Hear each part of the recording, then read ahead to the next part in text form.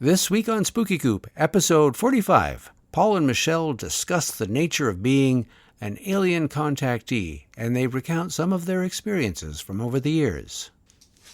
Hi, everyone. I'm Paul. And I'm Michelle. And you're in The Spooky Coop.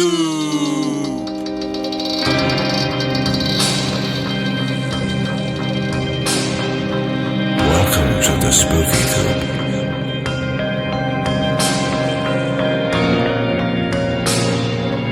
Hope you're not chicken.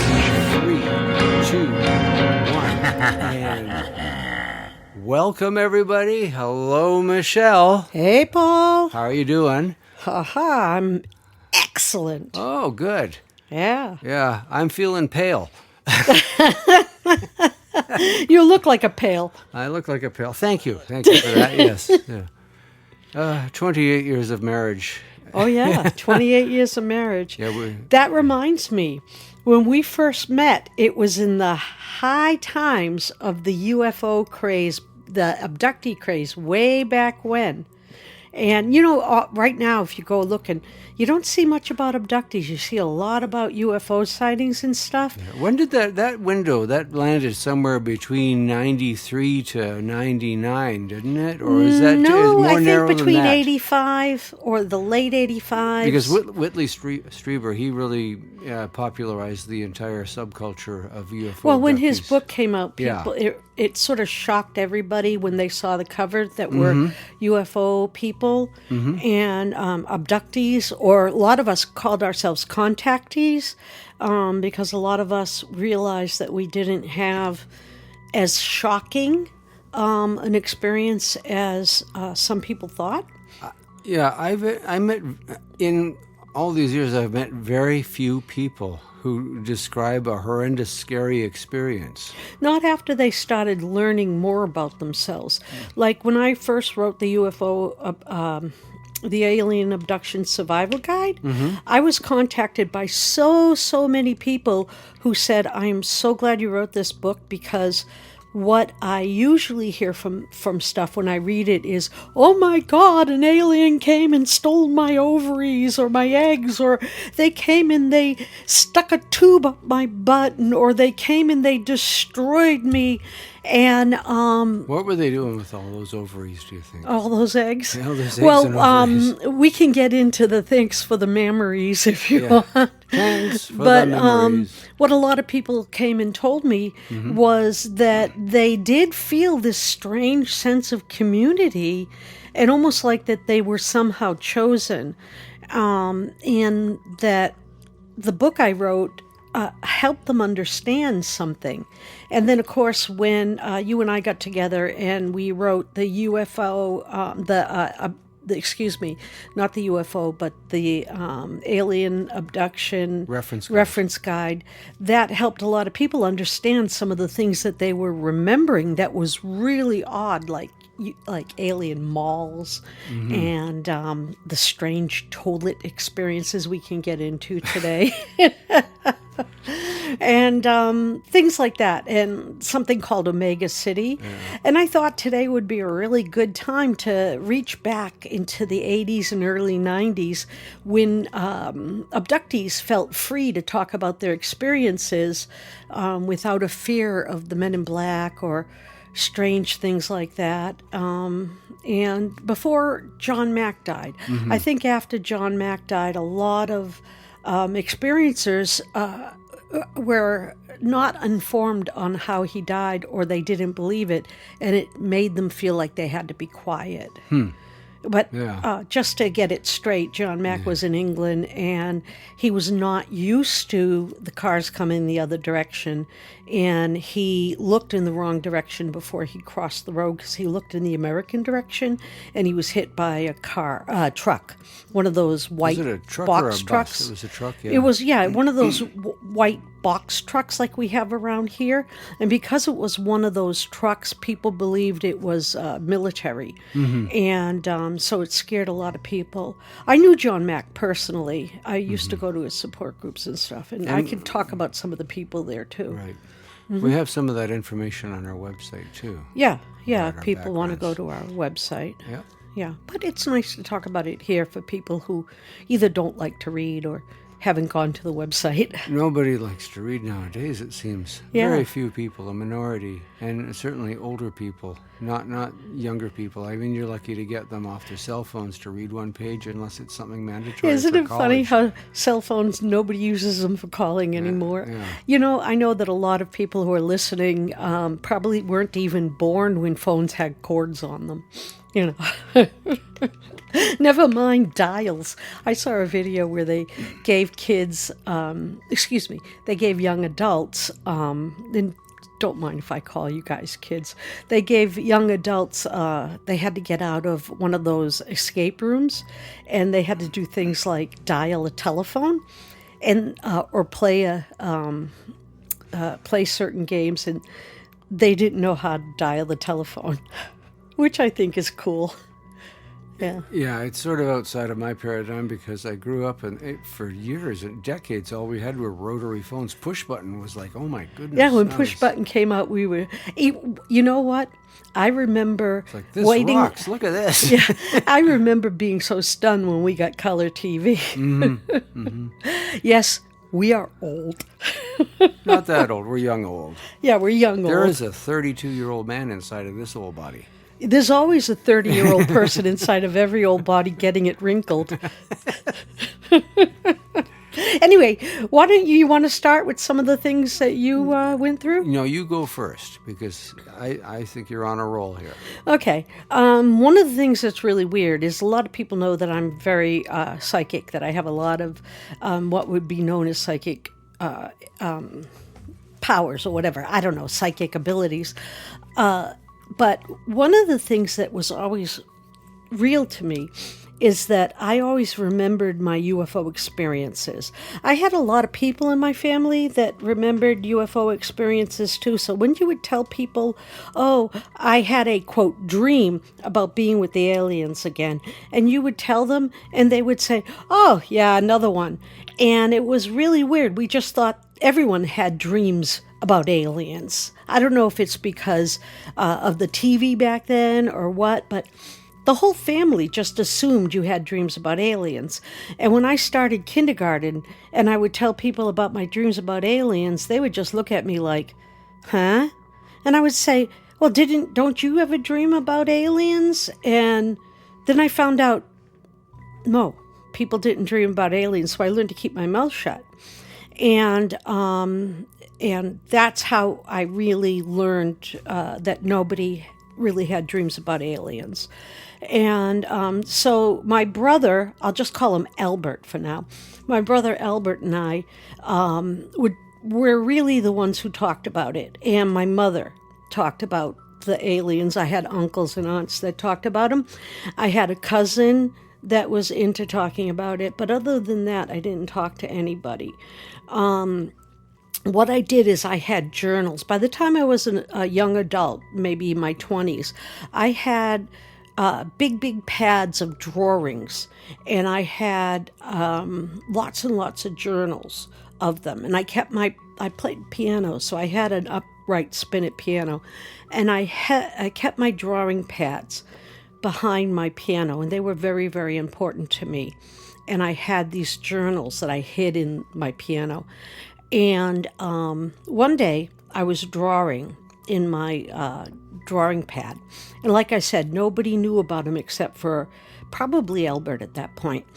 And my neighbor, I lived in a townhouse, and my neighbor, she and I were very close friends. And basically we used to just walk in. If, we never knocked or anything. She used to watch my kids. I used to watch her kids. And by the way, my children knew about aliens too. They had alien experiences.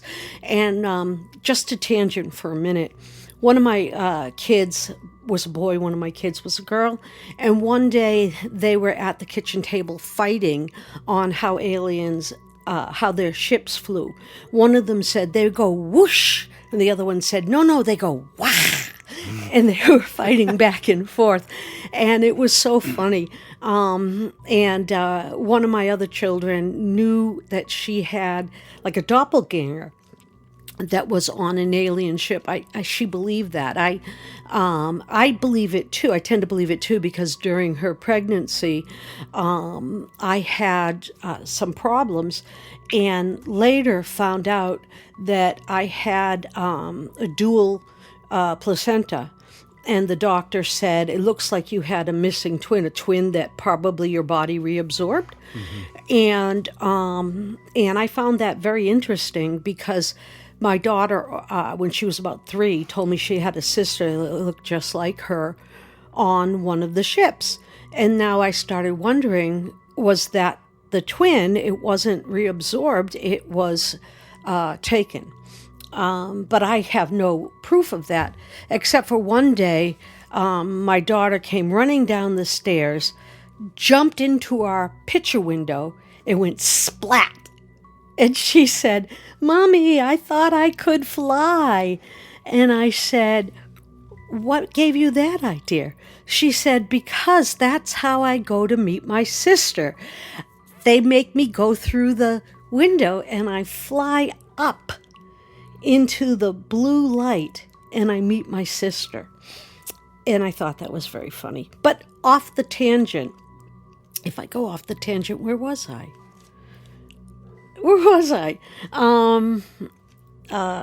I remember. So I had my drawing pad out and I was drawing something, and my neighbor came over. And when she came over, I quickly tried to close the book. And she said, "Don't close that. I saw it." And I opened, and she actually opened it. And she said, "I saw that." She said, "You drew that. I suspected." She said, I knew I wasn't crazy." And I said, "What do you mean?" She said, "I saw a UFO over the field behind the apartment, because we were renting this duplex." She said, "And I could have sworn I saw you walking towards it one night." She said, "I knew I wasn't crazy. I knew I wasn't dreaming." And then she insisted on calling MUFON. And MUFON showed up at my house about a week later. I was married to my first husband then, and he didn't believe any of this.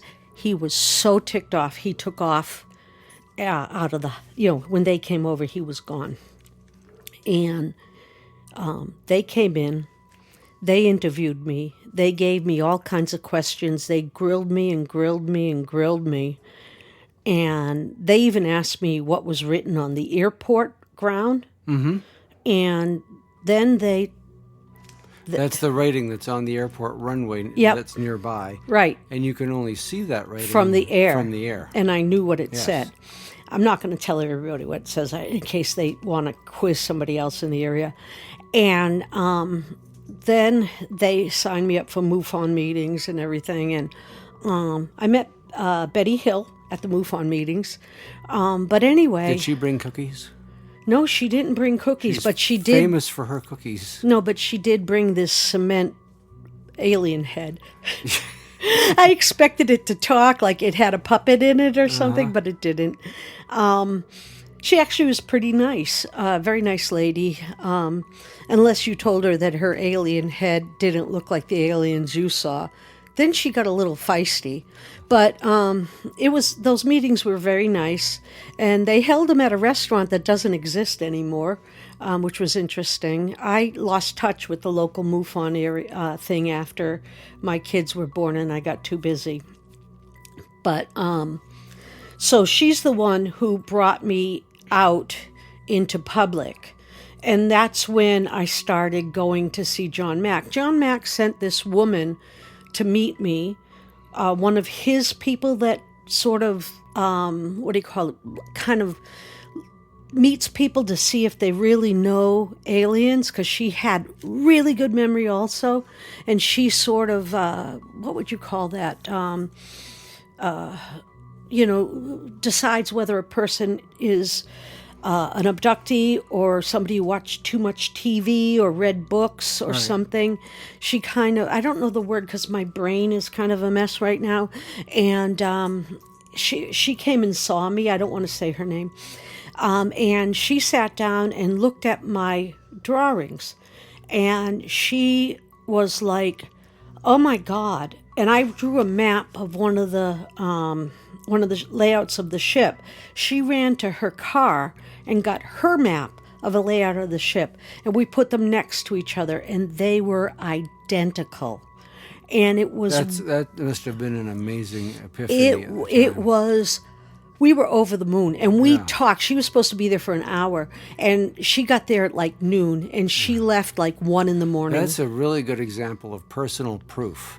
Oh, it was incredible. As compared to objective truth that people, skeptics or whatever will do anything to tear something down. It's completely irrelevant from the perspective of the contactee, because once you have that personal proof, then you know something. You don't just believe or suspect something's going on. You know something's going on. Yeah, it was amazing.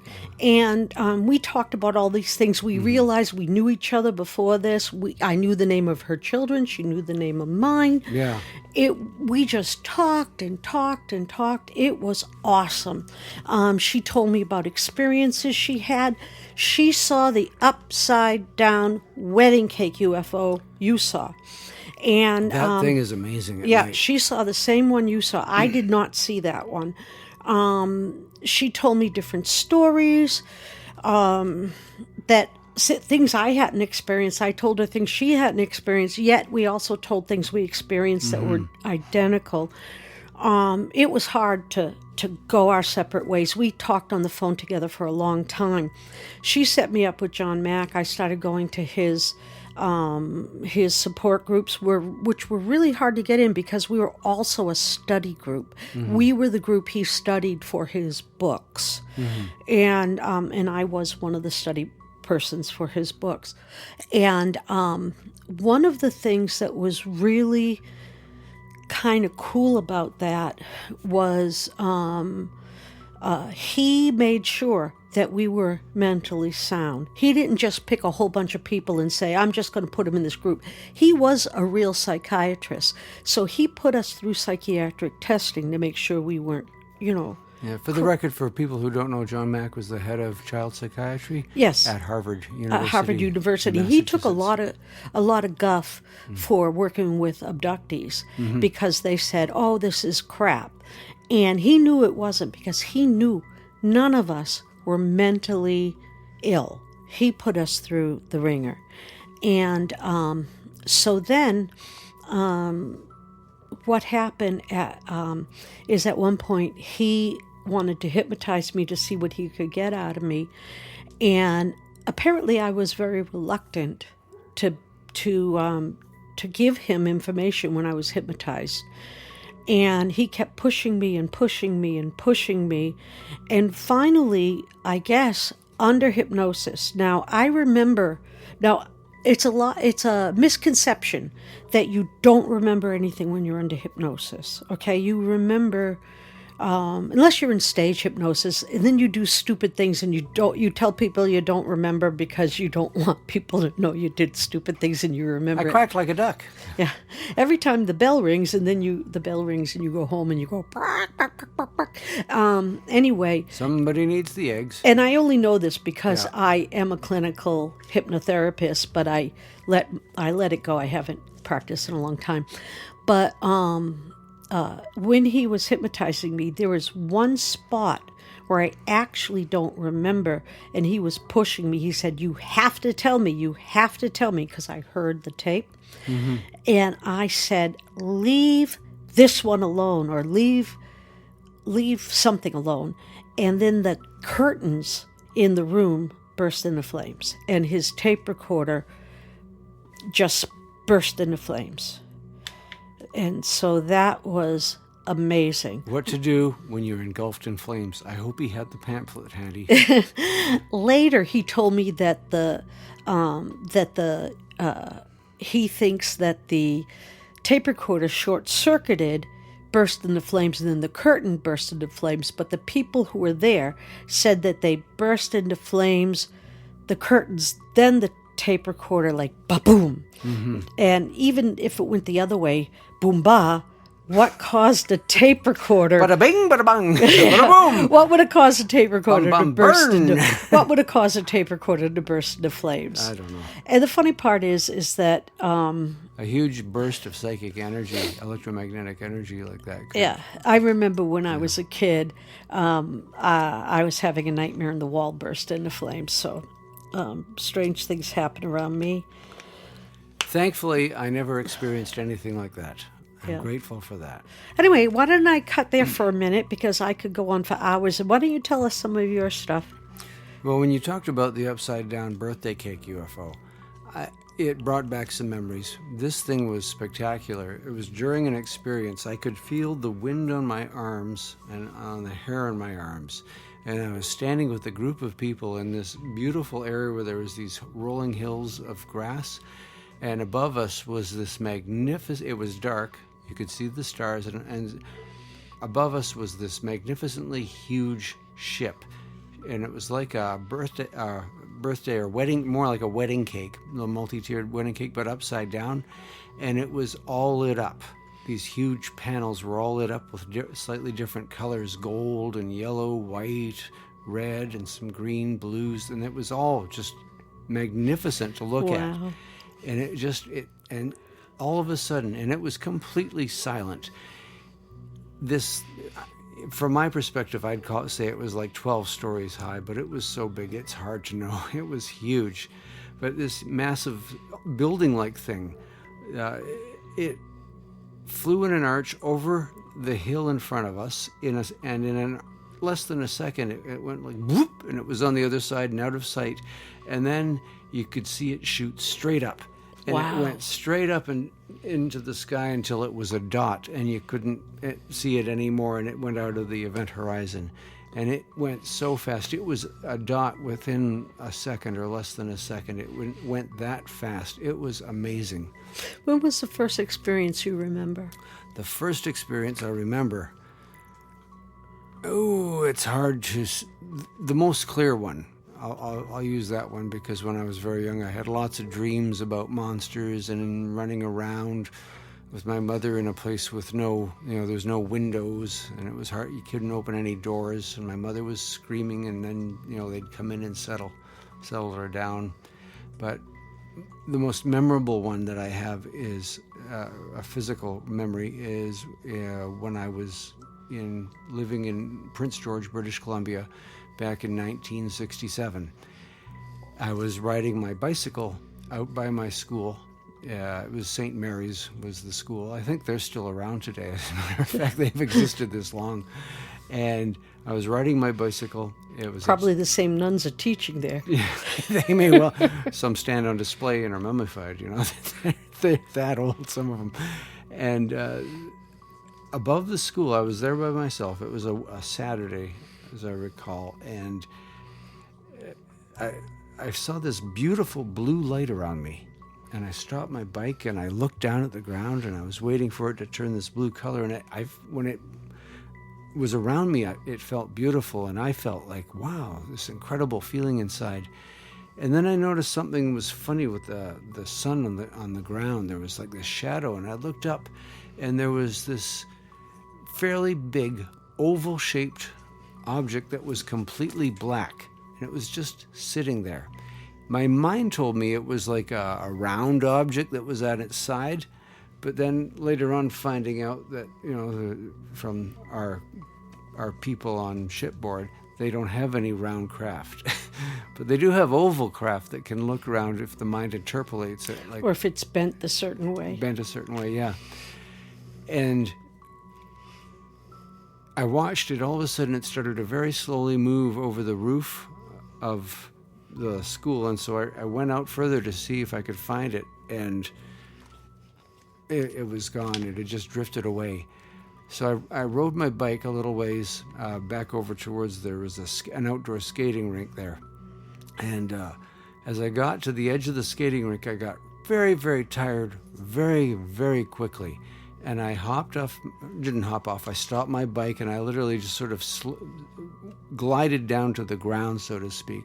I didn't glide, but, I just put myself on the ground, and I was sitting up against this telephone pole, and I closed my eyes, and then and it was sunny. The next thing I know that I remember physically on that plane was waking up, and my bicycle was in a different place from where I'd left it. The background sound is our big dog here. He's just getting settled on his cushion here. Sorry for that. Oh, yes. You okay, Austin? Yeah. Okay. He's Good fine. boy. And I looked up, and there was clouds. All these clouds. It was sunny just moments before, it seemed, but there was clouds. And when I rode my bike home, and I got home, my mother asked where I was. I said I was only gone like a half an hour or so. And she said, "No, you've been gone 3.5 hours." And I was like, "What?" And she said, "Look at the clock." And it was 3:30. I had gone over like around noontime to ride my bike up by the school. And then when I was home, one of our neighbors called my mother. And my mother, I could hear her in the background, and she got very concerned very quickly. And I heard her say, "No, but Paul was up there. I'll go ask him." And then, "Paul!" She comes walking around pretty briskly and said, "That's Mrs. So-and-so who lives over by the school. She just called to say that she'd seen a UFO over the school. You were up there. Did you see anything?" And I'm thinking, I'm going to get in trouble. Yeah. I just looked at her, no. And that's the way my life was for a long time, pushing this off to the side and trying to deal with just living and existing while all this stuff was going on. And I did pretty good at pushing it off to the side for many years until I just couldn't anymore. And in my 30s, there was no hope. It was endless dreams at night, and always with people who I knew there but didn't know here, who knew who I was, who were calling me by name. And there's no denying it after a certain point, and certainly after that experience on the Wahta with my nephew, and then him passing away, and all that huge experience firing back in my brain. That was it. Yeah. I was into the community. Do you blame them for your nephew passing away? No. Okay, no. I just wanted everyone to know that. Oh, yeah, and that's an important point. No, their ship, it landed across this river, the Moon River on the Wahta. And what is the Wahta? The Wahta is a Mohawk reserve. They actually call themselves the Ganangiagas, means the people of the Flint, but it's Wahta Mohawk territory. And we were on a canoe trip. We'd gotten permission from the chief, and we went on a canoe trip up onto the Moon River. And that night, there was a lot that happened. This was only just one part of it. I woke up thinking, "Oh, look, there's 3 aliens at the door of the tent." And I said, "Wow, what an incredibly clear dream of aliens." And I put my head back down, and I hear a voice say, "No, we're real." I looked back up, and I thought, this is really an incredible dream, because I thought I just laid back down to sleep, and here they are. And then I realized, oh my God, they're real. And I zipped up and sat up, and their eyes were the eyes of the gray alien. I was looking, were just magnificent. And they don't talk a lot about how their skin is so shiny and smooth, and how they really are. They're not scary at all to look at. They're beautiful in one sense. They're quite magnificent to look at. And I digress a little bit, because there's so much in here, and I don't want to go through the whole story. We'll be here for 3 or 4 hours reciting stuff off. What I want to say regarding my nephew's death was that when we were in the UFO, which, by the way, when we were inside, it was much larger inside. It's like a TARDIS. It's like a TARDIS than it was outside. I saw it from the outside, and it looked like this, like a water tower on 4 legs, over the river, and it was just like sitting there. And they actually made me walk up a ramp of stairs that they had to get into the thing. I'm surprised they did that, but I guess they this is something they wanted me to remember, so they made everything difficult. And I got in, and my nephew was suspended in this big ring, and he was just, his arms were outstretched, and it was some type of medical thing they were doing. And the alien to my left, explained that he was going to die soon, and that there was nothing that they could do about it. So they were trying to help him, but there was nothing that they could do to help him. Yeah, he had terrible asthma. And you get back on Earth, and all that stuff's going on with the air, and this is a big city. Yeah, and he had asthma due to incredible allergies. He was seriously allergic to things. Yeah. Anyway, why did you bring up because there was a point we were going to make about with my nephew dying. Well, because you were talking about the Wahta. Oh, the Wahta. Oh, yeah. So, how about you? Does this I was thinking memories? My earliest memory. Now, my mother was very neurotic, if you will. Okay? To the day she died, she was neurotic. I mean, this is a woman that if she heard there was a thunderstorm coming, she would unplug every single plug in the house because she was afraid that even though we had a lightning rod and everything, which is what you had back then, she would unplug everything because she was afraid if the house got hit by lightning, it would explode. Like houses were exploding all over the place. Why don't we have a lightning rod? Why did they do away with those things? Because the houses are properly grounded now. You know? Anyway, she was so terrified that if you put a faucet on during a thunderstorm, lightning was going to come through the faucet and fly across the room and kill somebody. Okay? Basically, if there was a thunderstorm, you had to hunker down in the basement and hope that you didn't hear da da da da da da da da da. I mean, this is how paranoid she was. Okay? So, I don't know how long I was in a crib. I could have been sleeping in a crib till I was 15. Not really. But I know that my brother Albert was in a crib till he was 4. So I might have been, I'm 2 years older than him, so that's why I remember. But I don't know if I was in a crib 2 years, 4 years, I don't know. So take this that I could have been as old as 4. Okay. I remember one night I woke up because I heard something. It sounded like a lion roaring in my head. It was very loud. And I looked in the corner of my room. Now, we lived in a very small New England house. So the bedrooms had like a 6-foot slope on them. It was like a dollhouse. Yeah, really. And so the bedroom was regular height on one side and sloped down to like 6 feet, and then went to like a 2-foot. If you hear something barking, that's our other dog barking. There might be like something weird in the road. Anyway, it sloped down, and in that little 2-foot corner, right, I saw what looked like a lion.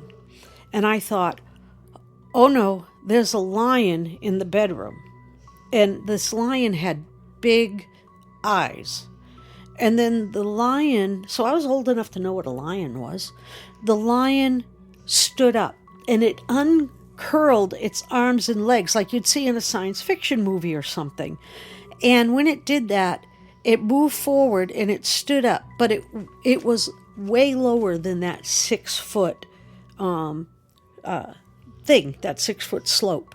Mm-hmm. And it walked over to my crib, and by the time it got there, it was a gray alien. And they smelled kind of weird. I don't know if people have ever said this, but they kind of smell like a mixture of wet cardboard and cinnamon. That's and maybe hard. A little bit of nutmeg. That really is hard to imagine that combination. Yeah, it's like wet cardboard, nutmeg, and cinnamon. Now, they probably think we smell awful. Yeah. Oh, wow, those human skunks. Anyway, he came over to the side of the bed, and by the time he was over the side of my crib, I say bed, but it was a crib, I wasn't afraid. I was afraid of the lion. I was terrified of the lion. But by the time he came over the bed, I wasn't afraid. And I was looking through the bars because I was on my, kind of on my knees looking through the bars because I was afraid of the lion. Mm-hmm. And I don't know if he was slouching or if he was standing full, but he was eye to eye with me. And he said to me, he kind of talked to me. I don't remember what he said. He didn't move his mouth at all, but I heard the last thing, or the only thing I remember, is he said to me, "You're my little girl." And it felt really nice for him to say that. As an adult, and after everything people have told me and everything, I wondered now if it was like somebody saying, "Oh, you're my little puppy. You're my little puppy girl." But it felt really nice. He said, and I wasn't afraid. "You're my little girl," or "You're my special." It felt like, "Oh, you're my special little one." And then next thing you know, I'm waking up in the morning, and that's my first memory of an ET.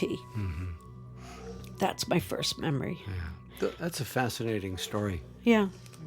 It would be interesting if there's anybody out there who wants to write us. You can write us anonymously. Let us know what your first experience was like. Yes, you send the email to, and this is all one quote email, send it to spookycoop at gmail.com.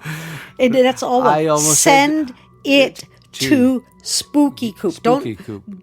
The send it is part of the email. Yeah, send it to spookycoop. We really should make another email. We should. Yeah. Maybe we should. Yeah, we will work on that.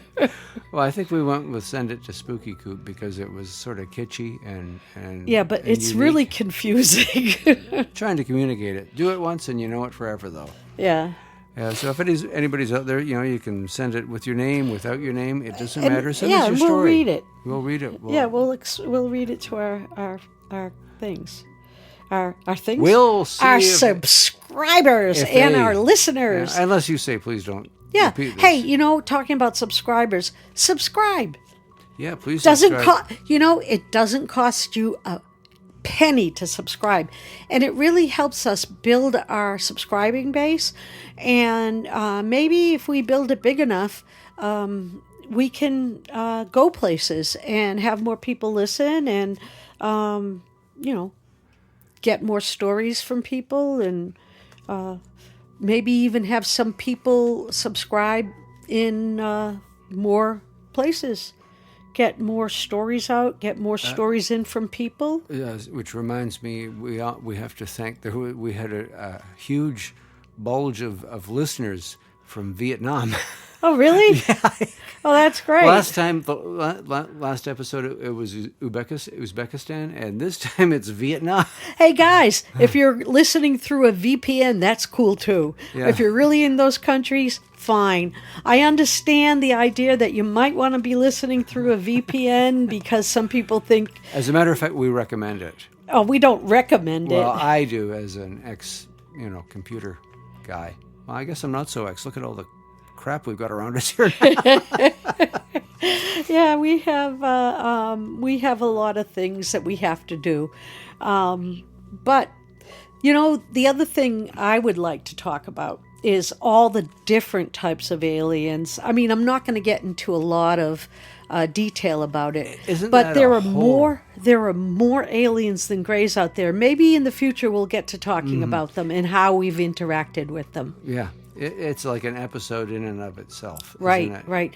Even the different aliens that helped us meet each other. Mm-hmm. Yes. Mm-hmm. Yeah, there was amazing. Several different species. Yeah, it was during the Hale-Bopp and the, what do you call them? The Phoenix Lights. Yeah. Phoenix Lights. The Phoenix Lights. That was a huge, huge deal. There really was a lot more going on than just large triangles flying over a phoenix at that point. Right. The Phoenix Lights was during a time. I really think the Phoenix. I think, and I could be 100% wrong. I often am. But I think that the Phoenix Lights were a distraction that kept people looking that way while ships came in from other places and even other dimensions that brought in all those different types of aliens that ended up in Red Rock. Mm-hmm. I think Richard, what was his name? I almost said Richard Pryor. I almost said Breyer like the ice cream, but it's not. Richard Dolan. Yeah, Richard Dolan. When he knew that something was going on in the Red Rocks area, he ended up in the wrong valley because there was something very serious going on in the Red Rocks Valley, but he ended up in the wrong valley. And this also, another whole episode in itself. That's right, another whole episode in itself. Lest we get far too beyond ourselves. Yeah, well, stay tuned because that's something we're going to be talking about, and that's something you won't want to miss. So everybody, thank you for tuning in and joining us. We really appreciate it. And we'll see you soon. Yeah, stay safe. Next week. We're doing this twice a week. We are going to do it twice a week, come heck or high water. So, everybody have a wonderful week, a wonderful month, and until that time again comes when we see you in The Spooky Coop.